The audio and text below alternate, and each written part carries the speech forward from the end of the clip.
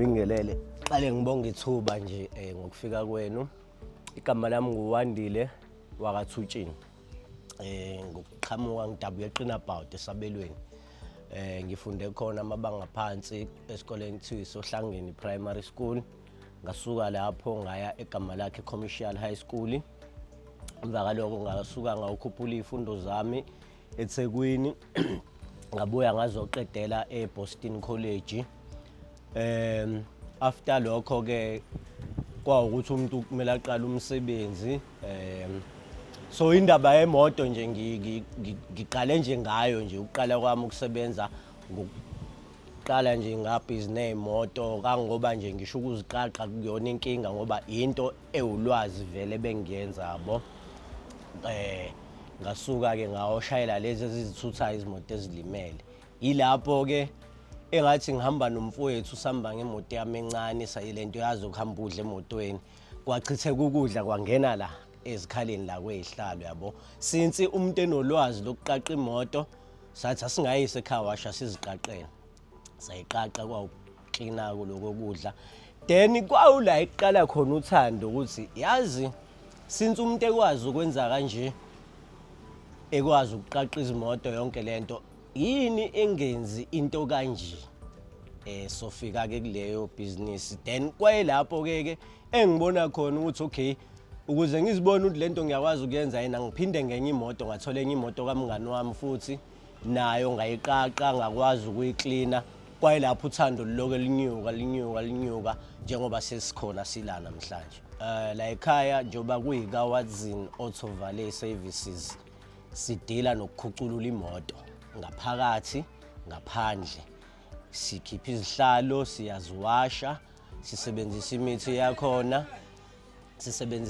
yakhona sikline la engingaklineki khona uyazi imoto uyayisa ekhaya wash kodwa uthi bayewashile yes right kodwa khona la bangafinyelelanga khona yabo. So la ekhaya senza lokho siyaqaqa izihlalo siyaziwasha siyaklina la kade kuhleli khona izihlalo la ekuchitheka khona zonke izinto siyaklina phezulu iroof. Siyabuya nasebhuthini la ekuhlala khona isipele uthola ukuthi kade kagcina ukuvulwa siyakhipha nakhona sikhuculule ukuze imoto ihlezi iclean, imoto ihlezi inuka kahle, imoto ihlezi sigweme nani nezilwana amaphela yonke leyo nto. Siwasha nenjini then imoto bese siyiwasha umzimba wonke ngaphandle sifaka upolish omzimba upolish wamasondo. Ukukhuleni kwami ngiyafisa ukuthi ngibe nabantu engizobathatha nami abangasebenzi babuye bazosebenza la ekhaya sivusane siyindle emnyama sisodwa. Ngifisa ukuthi ngingagcini ngevale kuphela ngiyinyuse igcine sekuyicar wash enkulu lapho sizokwazi ukuthi nama normal washes daily washes siyayenza ne-auto valet kangangoba ngifisa nanokuthi ikhuphuke ngigcine sesizipolisha ngisho umzimba imoto ngomshini nama lights konke lokho sikufake under one thing kube ukudlondlobala kwebusiness. Njengamanje ipressure ikhona and mengibhizi kakhulu ngiyakwazi ukuthi kube khona izinsizwa ezimbili nje ezingilekelelayo engifisa ukuthi nazo zigcine ziwu full time nazo zikwazi ukubeka isinkwa etafuleni yabo. Abantu abangigqugquzelayo uSiphesihle wakacela umfowethu kuzoba ubhuti uMagaye simbiza ngoMagaye uKhanyisani Dube. Kusuka ngiqala ngilukhuphuka uthando abakazi soloku benami ngazo sonke isikhathi kangangoba bayangiphusha bangitholela ngisho amakhasimende ukuthi nje lethani izimoto la nizozibonela nini ukuthi kwenziwani la ekhaya. Ingqinamba engibhekana nazo yake kube ake sithi iwede ingakho ngeke ngithi ngiyafisa ukuthi ngikhule ngithole indawo ezoba nkulu ibe secured ibe nompheme ibe nawo wonke amathuluzi okusebenza because amathuluzi engingenawo manje uyakwazi ukuthi monalawo mathuluzi ngisho ngathiwa kuyanetha kodwa imoto ngaphakathi izophuma iclean izophuma yomile ingekho manje umuntu ayithole ngalolo suku ngaleso sikhathi.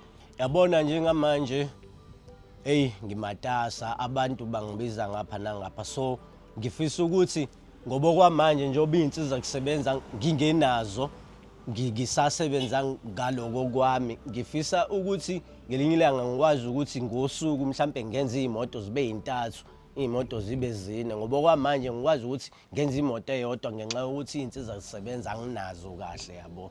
Kanti ukuba nginazo ngabe ngiyakwazi ukuthi ngamukele nje noma iy'moto ey'ntathu noma iy'moto ezine ngosuku nazo ezizophuma futhi ziphelile ziklini zingashodi indawo ngosuku. Ngibambisene ney'nsizwa engifisa ukuthi mengidlondlobala sisibambisane nazo, ngisebenzisane nazo, sazi ukuthi njengoba abantu bengithinta ngapha nangapha, abanye bagcina sebebona ukuthi lo muntu uyasilindisa yabo. Angigcine sengiya kwenye indawo yabo. Kanti nami njengomuntu omnyama ngiyafisa ukuthi ngidlondlobale ngikhule kuleli bhizinisi njengothando olwaqala lwakhula ngoba ngaze ngathatha isinqumo ngisho sokuthi ngiyeke wonke bengikwenza ngizogxila kulona ngoba ilona elisenhlizweni nokuthi ngiyafisa ukuthi ngiphumelele ngalo yabo. Ey'nkundleni zokuxhumana ku-Facebook nguWandile Watson Thutshini isibongo. Uma ungena khona ungafike ubone wonke umsebenzi wami engiwenzayo ngaphansi kwalelo gama.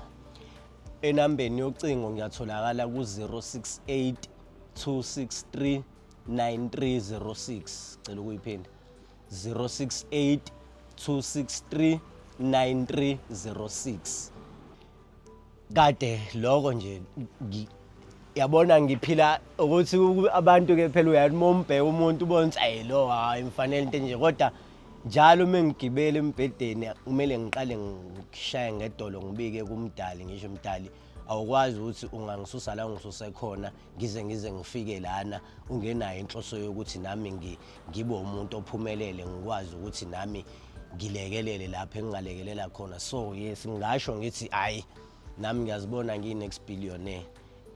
Mengase nje kube khona uxhaso engilitholayo kakhulu, ilona elidinga kakhulu, ngithole nje i-pressure washer, ngithole i-steam cleaner, ngithole ihuve entsha ephilayo yabo ezokwazi ukuthi udoti ukhuculule njengoba kunjalo yabo. Ngithole nje amathuluzi, iy'panela ngiyaye ngisizwe ubhuti omdala ngiboleka amathuluzi ukuthi ngikwazi ukuqaqa iy'hlalo, ngikwazi ukubuyisela nawo wonke engikuqaqayo. So nalo ithuluzi nje ngiyalidinga nalo kakhulu.